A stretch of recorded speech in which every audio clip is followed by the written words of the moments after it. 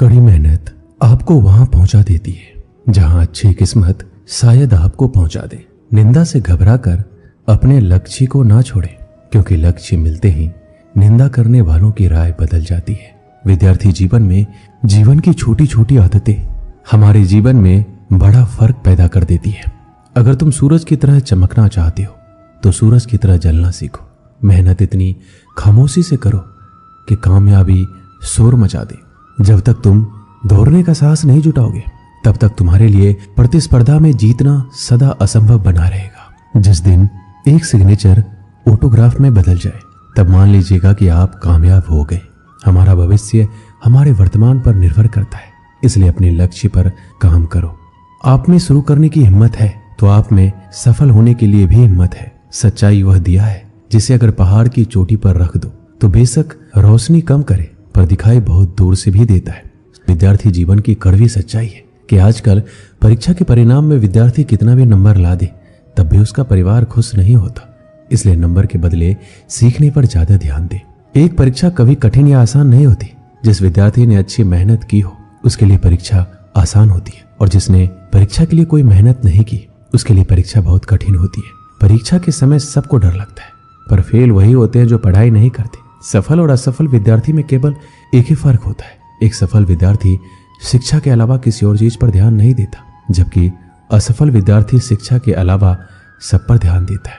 अगर आप अपने रूम में सबसे होशियार विद्यार्थी हैं तो आप गलत रूम में हैं या गलत स्कूल में हैं। एक विद्यार्थी को हमेशा यह ध्यान में रखना चाहिए कि विद्यार्थी जीवन आराम का नहीं पर मेहनत से विद्या प्राप्त करने का समय है। हारने वाला विद्यार्थी जीतने वाले विद्यार्थी पर ध्यान देता है, जबकि जीतने वाला विद्यार्थी सिर्फ जीतने पर ध्यान देता है। लोग आपके बारे में क्या सोचते हैं उससे ज्यादा महत्वपूर्ण यह है कि आप लोगों के बारे में क्या सोचते हो, क्योंकि यही चीज आपका चरित्र निर्धारित करती है। एक सच्चा विद्यार्थी वही है जो खुद को साबित करने में नहीं लेकिन खुद को औरों से बेहतर करने में ध्यान देता है। अगर आपके सपने आपको नहीं डरा रहे, आपको नहीं सोने दे रहे, आपको खाने नहीं दे रहे, तो आपके सपने सही में बड़े सपने हैं। पर ऐसा कुछ भी नहीं हो रहा है तो मान लीजिए वह बड़े सपने नहीं है। अपने अंदर सीखने का जुनून विकसित कीजिए। अगर आपने ये कर दिया तो आपको आगे बढ़ने से कोई नहीं रोक पाएगा। एक मूर्ख व्यक्ति को देने के लिए श्रेष्ठ प्रतिक्रिया मौन ही है। महत्वाकांक्षा के बिना बुद्धिमानी ऐसी ही है जैसे पर के बिना एक पक्षी। अगर आप वो नहीं कर रहे हैं जो आपको पसंद है, इसका मतलब ये है कि आप अपना समय बर्बाद कर रहे हो। अपने को परिस्थितियों का गुलाम कभी ना समझो। तुम स्वयं अपने भाग्य के विधाता बनो। एक दिन में नहीं होगा, लगे रहोगे तो एक दिन जरूर होगा। उठो, मुकाबला करो और जीतो। जीतने के लिए तुम्हें ना किसी की इजाजत की जरूरत है, ना किसी सिफारिश की। क्या आपने ऐसा कोई निर्णय लिया है जो वर्तमान में रिस्की है पर आने वाले समय में बेहतरीन साबित होगा? अगर आपका जवाब हाँ है तो बहुत अच्छी बात है, पर अगर ना आए तो जरूर सोचिए और लीजिए। परफेक्ट परिस्थिति का इंतजार मत कीजिए। आज से अपने लक्ष्य को पाने के लिए पूरी ताकत झोंक दीजिए। सफलता इंतजार से नहीं, काम करने से मिलेगी। मैं रास्ते बदलता नहीं हूं, रास्ता बनाता हूं। सबको दो अवसर मिलते हैं, कुछ समय की तकलीफ और लंबे समय का आराम, या कुछ समय का आराम या लंबे समय की तकलीफ। पता नहीं, अधिकांश लोग दूसरा अवसर ही चुनते हैं। बड़े निर्णय लेते हुए डरना गलत नहीं है, पर डर के कारण बड़े निर्णय ना लेना गलत है। सफलता के लिए जीनियस से कहीं ज्यादा जरूरी है कॉमन सेंस होना। कम शिकायतें, कम बहाने, कम टाल मटोल, अधिक सफलता पाने का यही मूल मंत्र है। कभी कभी आपकी सफलता की राह में सिर्फ एक व्यक्ति बाधक होता है, वह जिसे शीशे में आप हर दिन देखते हैं। उन सभी रास्तों को छोड़ दो जो मंजिल की तरफ नहीं आते, भले ही कितनी भी खूबसूरत हो। बोलकर पछताने से ना बोलना बेहतर है। यह महत्वपूर्ण नहीं है कि आप सफल हैं या नहीं, महत्वपूर्ण यह है कि आप उतने सफल हुए हैं या नहीं जितनी आपके भीतर क्षमता थी। विद्यार्थियों की अच्छी जीवन के लिए उनको मोटिवेट करना बहुत ही जरूरी है, क्योंकि मोटिवेशनल उस बीमारी का दवा है जो विद्यार्थियों को उनके लक्ष्य से भटकने नहीं देता। बहुत से विद्यार्थियों की जिंदगी में ऐसा पल भी आता है जिस समय उनको मोटिवेशनल की बहुत ही आवश्यकता होती है, क्योंकि जब किसी बच्चे की जिंदगी में दुख या परेशानी होती है उस समय वो अपने तय किए गए लक्ष्य से दूर होते चले जाते हैं, और यही वह कठिन समय होता है जिसमें उनको एक अच्छी प्रेरणा और मोटिवेशनल की जरूरत होती है। स्टूडेंट लाइफ जीवन के हर एक जिंदगी से बेहतर मानी जाती है, क्योंकि इस जिंदगी में विद्यार्थी बिल्कुल स्वतंत्र रूप से जीवन को जीते हैं। और इससे में विद्यार्थियों की एबिलिटी कार्यों को करने के प्रति बहुत ही ज्यादा होती है। इसके साथ साथ इस जिंदगी में विद्यार्थी अपने आप को बहुत ही एक्टिव रखता है, जिससे वो किसी भी कठिन प्रश्न या लंबे उत्तर को आसानी पूर्वक समझ सकता है, क्योंकि यह उम्र बहुत ही चंचल माना जाता है। अब हम विद्यार्थियों के जीवन से जुड़े कुछ बातें बताएंगे, जिससे आपको पढ़ाई में मदद मिल सकती है और अपने लक्ष्य को आप प्राप्त कर सकते हैं। जब आप पढ़ाई करने बैठे तो अपने आसपास सभी ऐसी चीजों को हटा दे जो आपको ध्यान से भटका सकती है। पढ़ाई करते समय ऐसी जगह बैठे जहां किसी भी तरह का शोर शराबा नहीं हो। इसके साथ ही अगर आपके आसपास मोबाइल, टीवी हो तो उस जगह पर ना बैठे। कोशिश करें कि पढ़ने के लिए आप टेबल चेयर पर ही बैठे। इससे आप ज्यादा देर तक पढ़ाई कर पाएंगे। और पढ़ाई करते समय फोकस बढ़ाने के लिए सबसे जरूरी है आप अपनी पढ़ाई के लिए एक रूटीन बना लें। टाइम टेबल बनाकर पढ़ाई की जाए तो हर चीज अच्छे से याद रहती है। इस टाइम टेबल को रोजाना फॉलो करना जरूरी है। इससे पढ़ाई समय से करने की भी आदत आसानी से बन जाएगी। साथ ही आप अच्छे से अपने स्टडी प्लान का पालन कर पाएंगे। रोज रोज एक ही समय पर पढ़ाई शुरू करने की आदत हो जाएगी तो पढ़ाई पर कंसंट्रेट और फोकस करने में आसानी होगी। हर रोज अपने लिए एक लक्ष्य निर्धारित कीजिए। जब भी पढ़ाई करने बैठे तो अपने गोल को ध्यान रखें कि आपको आज कितना पढ़ना है। जैसे कि जब आप पढ़ाई करने बैठे तो तय कर लें कि आज आपको किन चैप्टर को पूरा करना है, और इस गोल को पूरा करने के बाद ही आप अपनी जगह से उठेंगे। जब आप अपने तय किए गए स्टडी गोल्स को पूरा कर लेंगे तो आपको भी अच्छा लगेगा और रोजाना आप इसी तरह खुशी से पढ़ाई पर फोकस कर पाएंगे। और साथ ही साथ पढ़ाई के बीच में ब्रेक जरूर लें। कभी भी एक साथ पूरा सिलेबस ना पढ़े। लगातार पढ़ाई करते रहने से आप लंबे समय तक कुछ भी याद नहीं रख पाएंगे। ऐसा करने से बचें।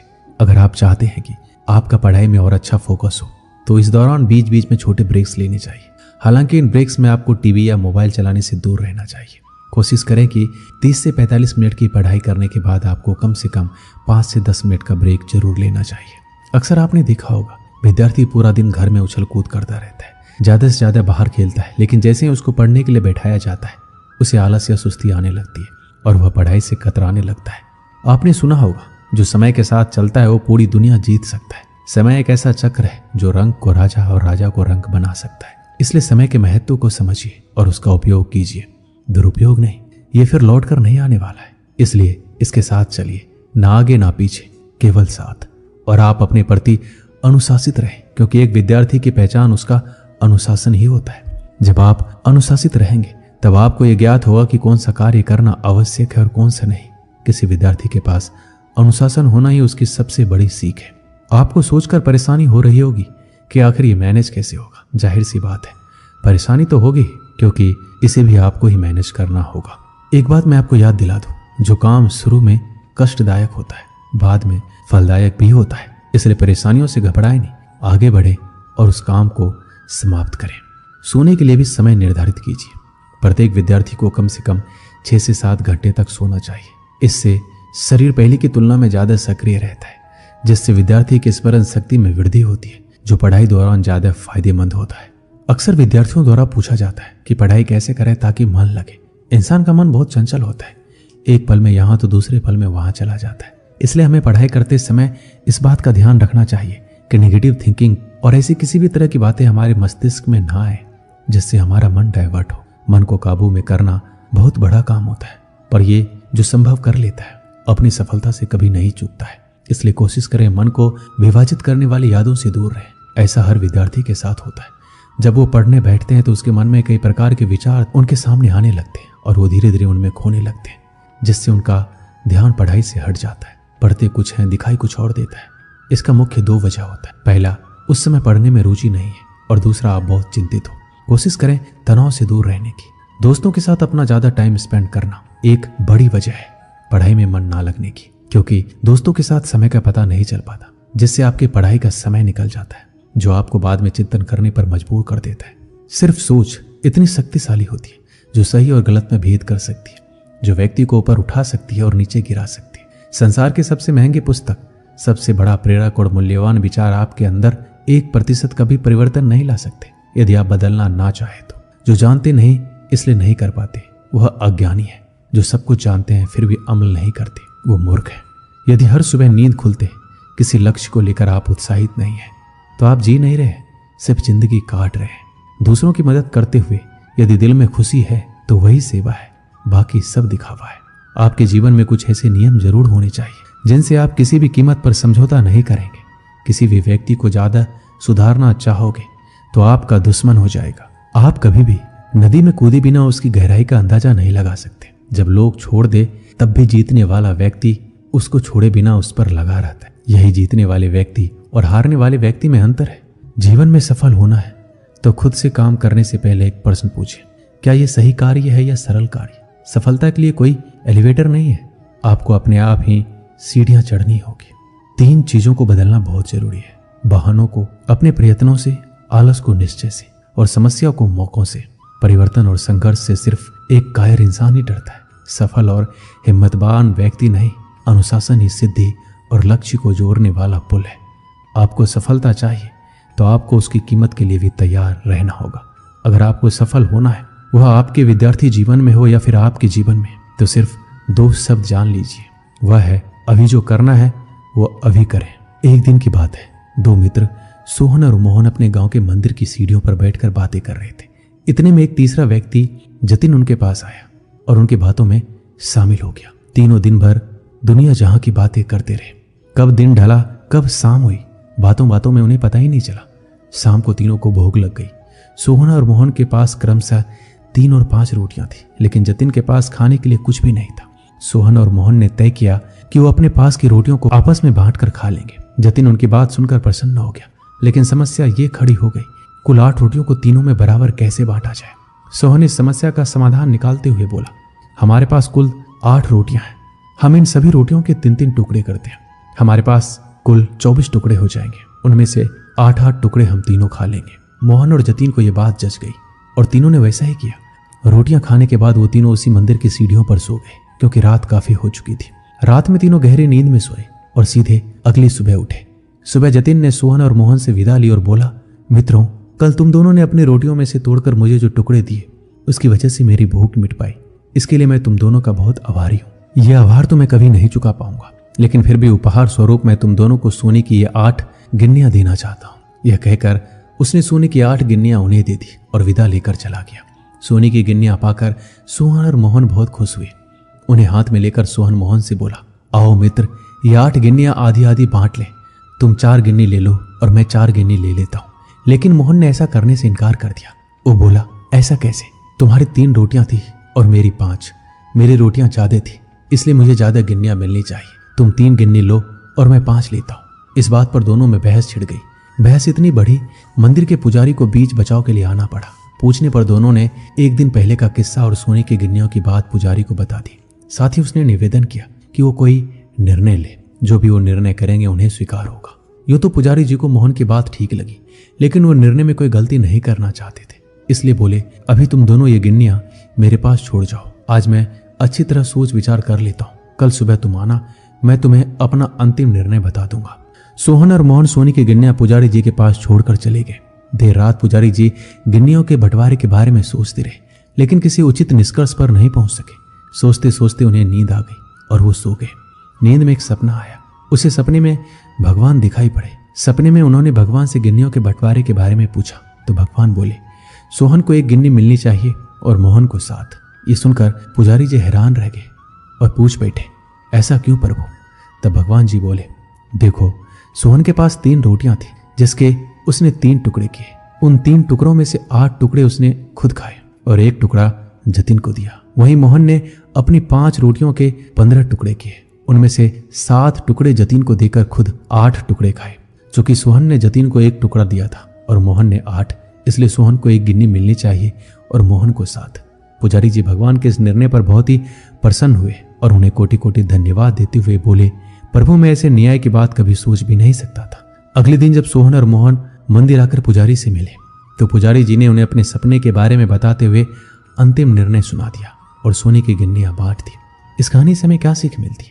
जीवन में हम जब भी कोई त्याग करते हैं या काम करते हैं तो अपेक्षा करते हैं कि भगवान इसके बदले हमें बहुत बड़ा फल देंगे, लेकिन जब ऐसा नहीं हो पाता तो हम भगवान से शिकायत करने लग जाते हैं। हमें लगता है कि इतना कुछ त्याग करने के बाद भी हमें जो प्राप्त हुआ बहुत ही कम है।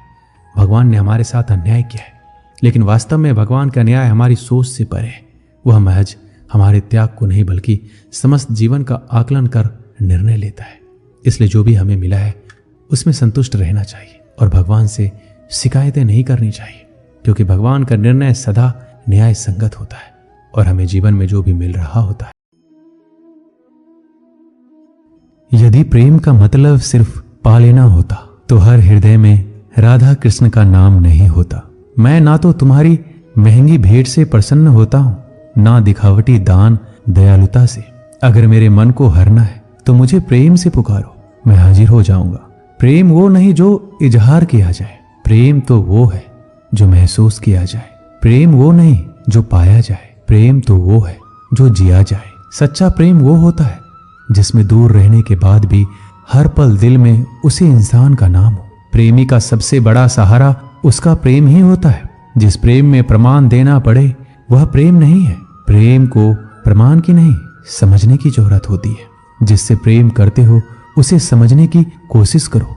परखने के लिए तो सारी दुनिया पड़ी है। सृष्टि में एक प्रेम ही है जो लाख प्रयत्न करो खत्म करने का, लेकिन वो बढ़ता ही जाता है। प्रेम अगर सच्चा होगा तो वो आपकी परीक्षा नहीं प्रतीक्षा करेगा। जिस पर राधा को गुमान है, यही वही कृष्ण है जो राधा के दिल हर जगह विराजमान है। समय देखकर नहीं, समय देकर प्रेम करना सीखो। जहां आपकी कोई कीमत नहीं है वहां पर रुकना अनुचित है, चाहे वो किसी का घर हो या किसी का दिल। प्रेम में कोई वियोग नहीं होता। प्रेम ये अंतिम योग है, अंतिम मिलन है। दिल से जो दिया जा सकता है वो हाथ से नहीं, और मौन से जो कहा जा सकता है वो शब्द से नहीं। अपने कभी छोड़कर नहीं जाते, और जो चले जाए वो अपने नहीं होते। प्रेम सुख के साथ दुख भी लाता है, पर जो उस दुख को सुख समझता है उसका प्रेम शुद्ध और सच्चा है। जब किसी के साथ भूत वर्तमान और भविष्य समय के विचार आते हैं, बस वहीं से प्रेम का जन्म होता है। किसी से प्रेम करने की कोई वजह नहीं होती। प्रेम तो सिर्फ प्रेम है। यदि वजह है तो वो प्रेम नहीं, पसंद है।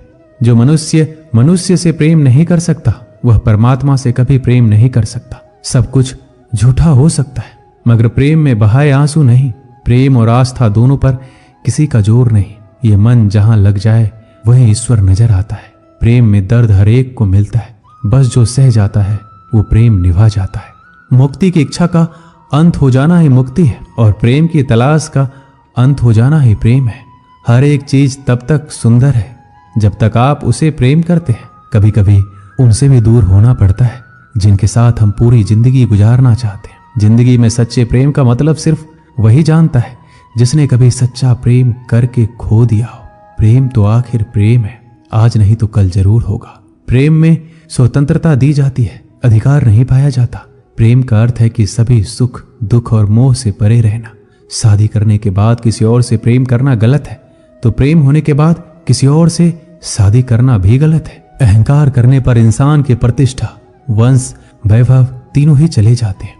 विश्वास ना हो तो रावण, कौरव और कंस का अंत देख लो। मुश्किल वक्त हमारे लिए आईने की तरह होता है जो हमारी क्षमताओं का सही आभास हमें कराता है। सभी प्रकार के हथियारों में समय ही सर्वोपरि है, क्योंकि समय सब कुछ मार देता है।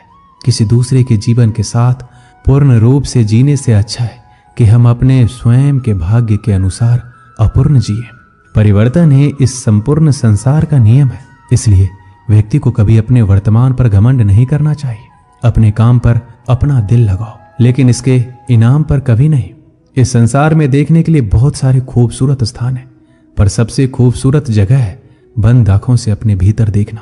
प्रेम का अर्थ विवाह करना नहीं होता, बल्कि पूरी निष्ठा के साथ समर्पण करना होता है। व्यक्ति को अपने आप को सदैव ईश्वर को समर्पित कर देना चाहिए, तभी वह दुखों, चिंता और परेशानियों से मुक्त रह सकता है।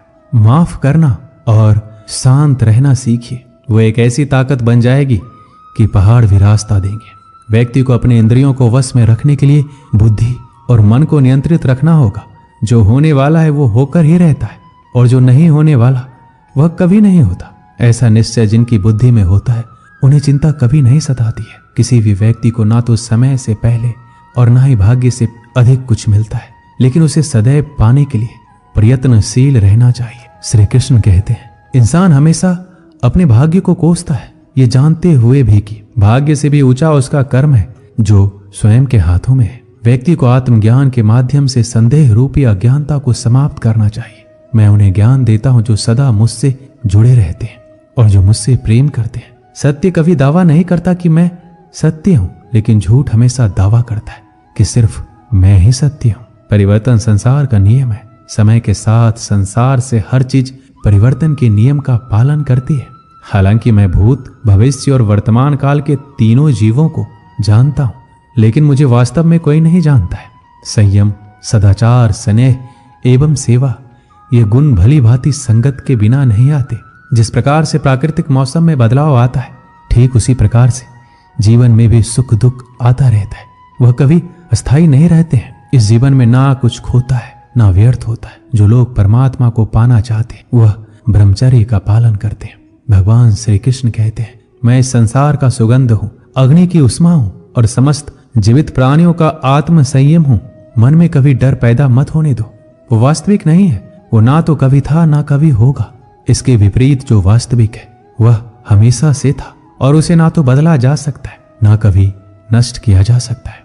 गीता में उन लोगों के लिए संदेश दिया गया है जो लोग अपने मन को काबू में नहीं रखते। ऐसे लोगों का मन इधर उधर भटकता रहता है और उनके लिए वह शत्रु के समान काम करता है। मन व्यक्ति के मस्तिष्क पर भी गहरा प्रभाव डालता है। जब व्यक्ति का मन सही होता है तो उसका मस्तिष्क भी सही तरीके से काम करता है। इसलिए अपने मन को हमेशा काबू में रखिए। श्रीमद् भागवत गीता में श्री कृष्ण ने उपदेश दिया है कि हर मनुष्य को खुद पर पूरा भरोसा रखना चाहिए, क्योंकि जो लोग खुद पर भरोसा करते हैं वो निश्चय ही सफलता हासिल करते हैं। वह इंसान जैसा विश्वास करता है वो वैसा ही बन जाता है। श्री कृष्ण कहते हैं, जो लोग दूसरों की भलाई पर ध्यान नहीं देते, सिर्फ अपना मतलब साधने में लगे रहते, उन लोगों का कभी भला नहीं होता। आपको बता दें कि इंसान का स्वार्थ उसे अन्य लोगों से दूर ले जाकर नकारात्मक हालातों की तरफ धकेलता है, जिसके चलते व्यक्ति अकेला रह जाता है। वहीं गीता में यह भी कहा गया है कि स्वार्थ शीशे में फैली धूल की तरह है, जिसकी वजह से व्यक्ति अपना प्रतिबिंब ही नहीं देख पाता। वहीं अगर आप चाहते हैं कि आप भी अपना जीवन खुशीपूर्वक व्यतीत करें, तो इसके लिए ये जरूरी है कि आप अपने स्वार्थ को कभी अपने पास नहीं आने दें, क्योंकि स्वार्थी मनुष्य दोस्ती भी सिर्फ अपना स्वार्थ निकालने के लिए करते हैं। जीवन में कभी किसी से अपनी तुलना मत करना। आप जैसे हैं सर्वश्रेष्ठ हैं। यहाँ कोई किसी का नहीं, सबको मतलब की बीमारी है। समय नहीं रुकता। यदि आज बुरा चल रहा है तो कल अवश्य अच्छा आएगा। आप केवल निस्वार्थ भाव से कर्म कीजिए और वही आपके हाथ में है। परेशानी आए तो ईमानदार रहे, धन आए तो सरल रहे, अधिकार मिले तो विनम्र रहे और क्रोध आने पर शांत रहे। यही जीवन का प्रबंधन कहलाता है। किसी दूसरे को कष्ट देकर हासिल किए गए सुख की उम्र बहुत छोटी होती है। जीवन में खुद की बुराइयां सुनना भी बेहद जरूरी है, क्योंकि रोज तारीफ ही सुनोगे तो कभी आगे नहीं बढ़ोगे। अच्छे कर्म करने के बावजूद भी लोग केवल आपकी बुराइयां ही याद रखेंगे। इसलिए लोग क्या कहते हैं इस पर ध्यान मत दो, अपने कार्य करते रहो। संसार जरूरत के नियम पर चलता है। सर्दियों में जिस सूरज का इंतजार होता है, उसी सूरज का गर्मियों में तिरस्कार भी होता है। अतः आपकी कीमत तब होगी जब आपकी जरूरत होगी। अभिमान को आने मत दो और स्वाभिमान को जाने मत दो। अभिमान तुम्हें उठने नहीं देगा और स्वाभिमान तुम्हें कभी गिरने नहीं देगा। कर्म में विश्वास रखो। आपको अपनी अपेक्षाओं से सदैव अधिक मिलेगा। मांगना नहीं, कमाना सीखो। फिर चाहे इज्जत हो या दौलत, सोच का ही तो फर्क होता है। वरना समस्याएं आपको कमजोर करने के लिए नहीं, बल्कि मजबूत बनाने के लिए आती है। जिस दिन आप अपनी हंसी के मालिक खुद बन जाओगे, तब आपको कोई भी रुला नहीं सकता। अगर कोई आपसे मांगे तो दे दिया करो, क्योंकि भगवान ने आपको देने वालों में रखा है, मांगने वालों में नहीं। समझदार इंसान का दिमाग चलता है और ना समझ इंसान की जुबान। गरीब रहोगे तो कोई ध्यान नहीं देगा। मेहनत करोगे सब हंसेंगे और कामयाब होंगे तो सब जलेंगे। ताकत अपनी शब्दों में डालो, आवाज में नहीं, क्योंकि फसल बारिश से उगती है, बाढ़ से नहीं। याद रखना, अच्छे वक्त को देखने के लिए बुरे वक्त को भी झेलना पड़ेगा।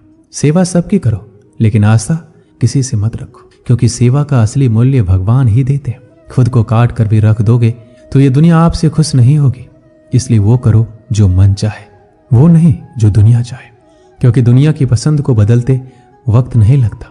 घमंड के अंदर सबसे बुरी बात यह होती है कि वो आपको कभी महसूस नहीं होने देगा कि आप गलत हैं। जिंदगी में दो चीजों का कभी घमंड मत करना, पैसा और सूरत। गरीबी आते देर नहीं लगती और चेहरा किसी हादसे में बदलते जरा भी वक्त नहीं लगता। जितना कम बोलोगे उतना ज्यादा प्रभावशाली आपके शब्द होती जाएंगे। रिश्तों को जोड़े रखने के लिए कभी अंधा, कभी गूंगा, कभी बहरा होना पड़ेगा। यदि कहने के लिए कुछ अच्छा नहीं है तो चुप रहना एक बेहतरीन विकल्प है। कोई आज तो कोई कल बदलता है। यकीन करो सब बदलते हैं। दुनिया बड़ी भुलक्कर है, वो तो उतना ही याद रखती है जितने से उसका मतलब होता है। सहारा कोई कोई ही देता है, धक्का देने को हर शख्स तैयार बैठा है। अपनी कमियों को केवल हम दूर कर सकते हैं और कोई नहीं, बल्कि सब केवल इसका फायदा उठाना जानते हैं। जिंदगी जीना आसान नहीं होता, बिना संघर्ष कोई महान नहीं होता। जिस दिन आपके सामने कोई समस्या ना आए तो समझ लेना आप गलत रास्ते पर सफर कर रहे हैं। झूठ, धोखा और बहाने आपको कुछ पल की खुशी देंगे, लेकिन इसकी कीमत आपको भविष्य में चुकानी पड़ेगी। लोग कहते हैं पैसा रखो, बुरे वक्त में काम आएगा, लेकिन सच तो यह है कि सिर्फ श्री कृष्ण पर भरोसा रखो, वो बुरा वक्त आने ही नहीं देंगे। एक बार की बात है, सम्राट किसी बात पर अपने वजीर से नाराज हो गए। नाराजगी में उन्होंने वजीर के लिए फांसी की सजा का ऐलान कर दिया। फांसी का समय शाम के 6 बजे निश्चित किया गया। फांसी की सजा दिए जाते समय वजीर दरबार में उपस्थित नहीं था। सम्राट ने सैनिकों को आदेश दिया, जाओ जाकर वजीर को बता दो, शाम को ठीक 6 बजे उसे फांसी पर लटका दिया जाएगा। सम्राट का आदेश मान सैनिक की एक टुकड़ी वजीर के घर पहुंची। उसके घर को चारों ओर से घेर लिया गया। कुछ सैनिक घर के अंदर गए। अंदर जाने पर उन्होंने देखा कि वहां तो जश्न का माहौल है। उस दिन वजीर का जन्मदिन था। उसके घर पर रिश्तेदारों और दोस्तों की चहल पहल थी। संगीत बज रहा था, नाच गाना चल रहा था। पूरे घर में पकवान की खुशबू फैल रही थी। कुल मिलाकर वहां माहौल बड़ा खुशनुमा था। सैनिकों ने भरी महफिल में ऐलान कर वजीर को फांसी की सजा के बारे में बताया। यह भी बताया कि फांसी शाम 6 बजे दी जाएगी। ये ऐलान सुनकर वहां मौजूद हर शख्स हैरान रह गया। फौरन संगीत और नाच गाना बंद कर दिया गया। रिश्तेदार, दोस्त और परिवारजन उदास हो गए। तभी कमरे में छाई खामोशी में वजीर की आवाज गूंजी, ऊपर वाले का लाख लाख शुक्रिया कि उसने फांसी के लिए शाम 6 बजे तक का वक्त दे दिया। तब तक हम सब जश्न मना सकते हैं। वजीर की बातें सुनकर दोस्तों, रिश्तेदारों और परिवारजनों ने कहा, कैसी बात कर रहे हो? फांसी की सजा सुनाई गई है और तुम जश्न मनाना चाहते हो? वजीर ने किसी तरह सबको समझाया और जश्न फिर से शुरू करवाया। दोस्त उदास थे, लेकिन वजीर की खुशी के लिए जश्न में शामिल हो गए। ये खबर सैनिकों द्वारा सम्राट तक पहुंच गई। सम्राट पूरा माजरा जानने के लिए वजीर के घर पहुंच गया। वहां पहुंचकर जब उसने सबको जश्न मनाते हुए देखा तो वह भी दंग रह गया। उसने वजीर से कहा, तुम पागल हो गए हो क्या? शाम 6 बजे तुम्हें फांसी पर लटका दिया जाएगा और तुम जश्न मना रहे हो? वजीर बड़े ही अदब से बोला, हुजूर, आपको बहुत बहुत शुक्रिया कि आपने फांसी का वक्त शाम 6 बजे निश्चित किया है। इस तरह मुझे शाम 6 बजे तक का वक्त मिल सका। यदि आप मुझे ये वक्त ना देते तो मैं अपने परिवार, दोस्तों और रिश्तेदारों के साथ जश्न कैसे मना पाता? फांसी पर लटकने से पहले मेरे पास शाम तक का वक्त है, तो ये मैं जाया क्यों करूं?